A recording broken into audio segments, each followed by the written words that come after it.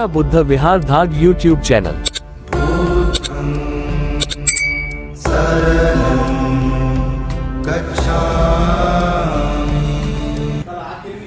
शांतीचा महान संदेश देणारे महाकामी तथागत भगवान गौतम बुद्ध चक्रवर्ती सम्राट माता प्रजापती गौतमी,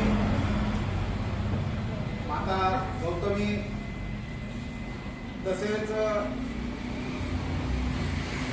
1956 परत बुद्ध धर्माची आपल्याला सर्वांना दीक्षा देणारे भारतीय घटनेचे शिल्पकार डॉक्टर बाबासाहेब आंबेडकर, मानव कल्याणासाठी ज्या ज्या मानवाने महानायकांनी कार्य केले अशा सर्वांना सर्वप्रथम त्रिवार वंदन। तसेच आजच्या फाल्गुन पौर्णिमेनिमित्त आपल्या सर्व धर्म अनुयायांना मंगलकामना आशीर्वाद। तर या पौर्णिमेचं महत्त्व सांगतोच मी, तत्पूर्वी आपल्या सर्वांच्या वतीने महामानव डॉक्टर बाबासाहेब आंबेडकर यांच्या प्रतिमेसमोर आपण अगरबत्ती मेणबत्ती प्रज्वलित करायचं आहे आणि महामानवांच्या प्रतिमेला हार अर्पण करायचा आहे।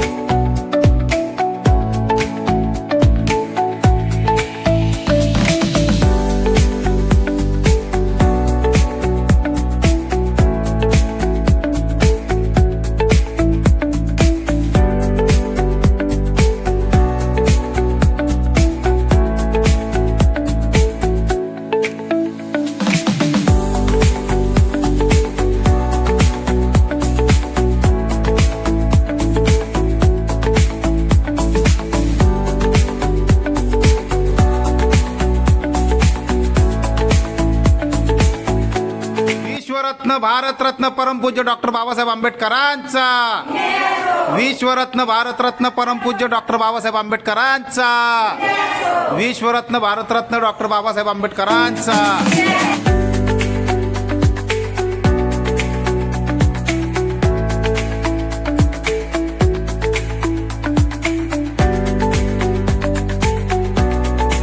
फाल्गुन पौर्णिमेचं महत्त्व असं की आज सिद्धार्थ गौतमांनी ज्यावेळेस प्रवचन धारण केली आणि प्रवचन धारण करून गृहत्याग केला आणि नंतर 6 वर्षाच्या कालखंडानुसार त्यांना बुद्ध ज्ञान प्राप्त झालं। त्या ज्ञान प्राप्त झाल्यानंतर त्यांनी संघाची स्थापना केली आणि नंतर धर्माचा प्रचार प्रसार केला। तर तथागत भगवान गौतम बुद्ध आजच्या दिनी म्हणजे त्यांचं जे घर होतं कपिलवस्तू इथे त्यांचं आगमन झालं होतं। त्या आगमन प्रत्युत्तर त्यांचे पिता म्हणजे सिद्धार्थ गौतमाचे पिता म्हणजे सुधोधन राजा यांनी त्यांचं पाचारण केलं भिक्खू संघाचं आणि ज्यावेळेस रात्रीला ते मुक्कामी राहिले आणि सकाळी उठून ते भिक्षासाठी चारिका करत गावात गेले, त्यावेळेस सर्व लोक आश्चर्यचकित झाले की हे राजपुत्र असून हे अशी चारिका करत का आहे। म्हणून सुधोधन राजांनी त्यांच्यासोबत वार्तालाप केली। वार्तालाप केल्यानंतर समर्थांनी त्यांना सांगितलं की मी बुद्धांचा वंशज आहे म्हणून मी भिक्षा मागणे कर्तव्य आहे। या अनुषंगाने तथागत भगवान गौतम बुद्धांना शुद्धोधन राजाने भोजनाचं आमंत्रण दिलं। आमंत्रण दिल्यानंतर भोजन स्वीकारून भगवंतांनी त्या ठिकाणी धम्माची देशना दिली।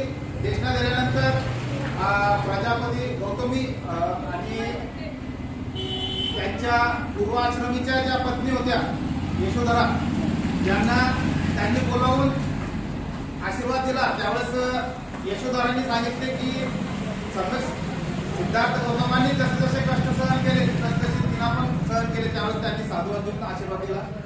ज्यावेळेस चारिका करून तथागत भगवान गौतम बुद्ध कपिलवस्तूतून निघाले त्यावेळेस त्यांच्या मागे त्यांचा पूर्वाश्रमीचा जो पुत्र होता राहुल पण त्यांच्या मागे आला आणि नंतर वारसा असा त्यांनी दावा केला की मला काहीतरी वारसा माणूस म्हणून आपण तो हक्क द्यायचा आहे। म्हणून त्यावेळेस तथागत भगवान गौतम बुद्धांनी सांगितलं की हे बघ बाळा, माझ्याकडे धनदौलत तुझ्यासाठी द्यायसाठी काहीच नाही, परंतु माझ्याकडे जी संपत्ती आहे ती धम्माची संपत्ती आहे, ज्ञानाची संपत्ती आहे, ती तू जर घेशील तर तुझं कल्याणच होईल।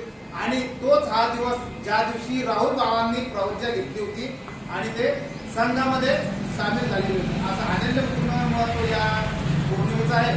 तर या पौर्णिमेनिमित्त आपल्या सर्वांना मंगल कामना देतो, असे निमित्त देतो आणि जसं शुद्धोधन राजांनी आपला नातू संघाचं दान दिला, जसे पूर्वाश्रमीचे सिद्धार्थ गौतमा यांचा पुत्र धम्माला दान दिला, असंच मी सर्वांना आजच्या दिवशी आव्हान करतो की आपल्याकडील पुत्र पुत्री जे आहेत तर ते धम्मासाठी 10 दिवस दान करा.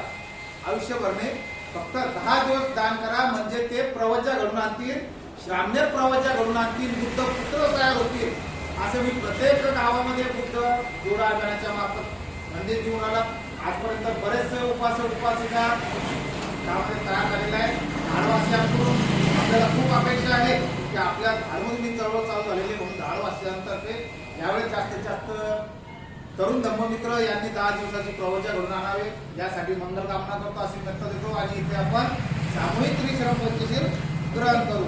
अरहं सम्मा संबुद्धो भगवान बुद्धं भगवन्तं अभिवादेमि.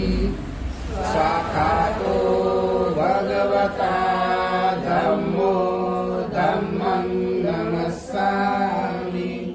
सुपटिपन्नो भगवतो सावक संघो संगं नमामि. नमो तस्स भगवतो अरहतो सम्मा संबुद्धस्स. नमो तस्स भगवतो अरहतो सम्मा संबुद्धस्स. नमो तस्स भगवतो अरहतो सम्मा संबुद्धस्स. बुद्धं शरणं गच्छामि, धम्मं शरणं गच्छामि, संघं शरणं गच्छामि. द्वितीयंपि बुद्धं शरणं गच्छामि, द्वितीयंपि धम्मं शरणं गच्छामि, द्वितीयंपि संघं शरणं गच्छामि, तृतीयंपि बुद्धं शरणं गच्छामि, तृतीयंपि धम्मं शरणं गच्छामि, तृतीयंपि संघं शरणं गच्छामि. पाणातिपाता वेरमणि शिक्षापदं समादियामि. अदिन्नदाना वेरमणि शिक्षापदं समादियामि. कामेषु मिच्छाचारा वेरमणि शिक्षापदं समादियामि. मुसावादा वेरमणि शिक्षापदं समादियामि.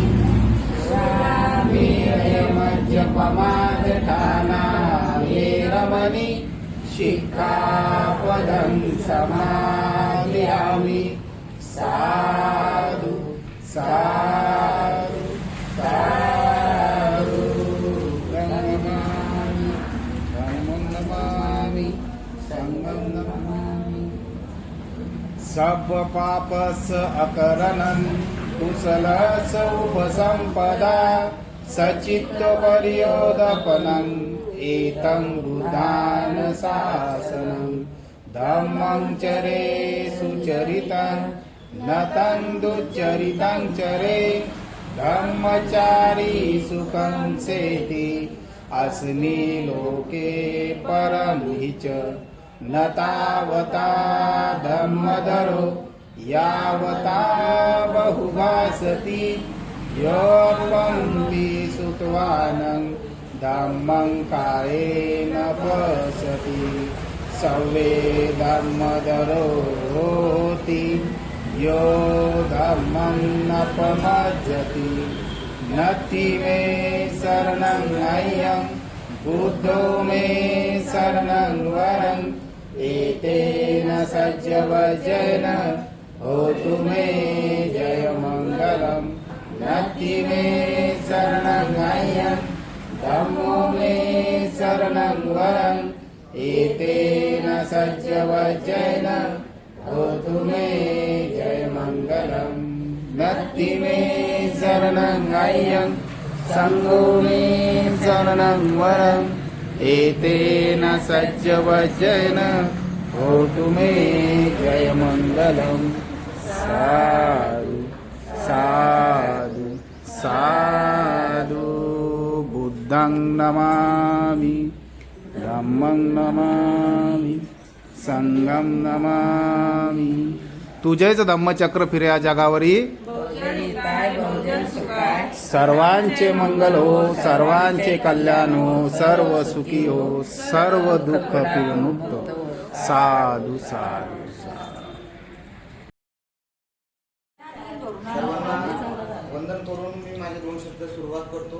माझं नाव प्रकाश भीमराव शिंदे. मी मूळ राहुरी तालुका येथील रहिवासी असून मी आपल्या एक सामाजिक शिक्षण संस्थेचं कार्य घेऊन आपल्यापर्यंत आलो.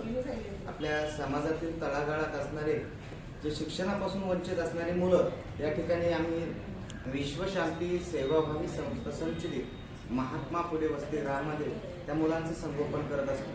तर प्रत्येकी गावगाव फिरून आम्ही त्या मुलांचं संपूर्ण पालन पोषण शिक्षण संगोपन या ठिकाणी करतो. मी स्वतः या महात्मा फुले वसतिगृहाचा प्रतिनिधी आहे, त्याचबरोबर मी स्वतः सदस्य सुद्धा आहे. तर संपूर्ण बुलढाणा जिल्ह्यात नव्हे तर आम्ही इतर जिल्ह्यामध्ये जाऊ, वेगवेगळ्या ठिकाणी जाऊन या विद्यार्थ्यांच्या संगोपनासाठी आर्थिक मदतीची अपेक्षा करून आहोत.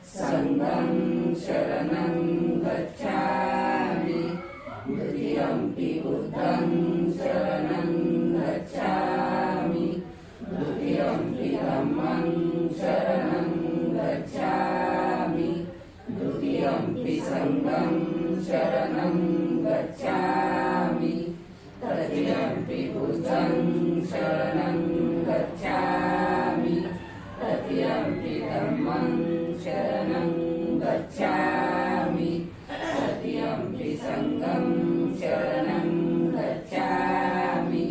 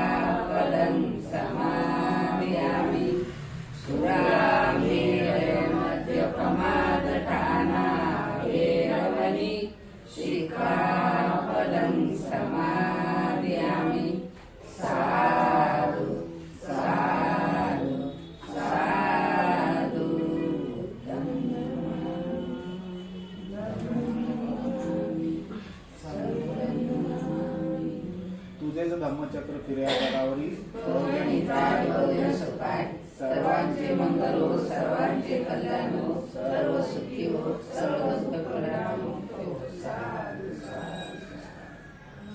सरना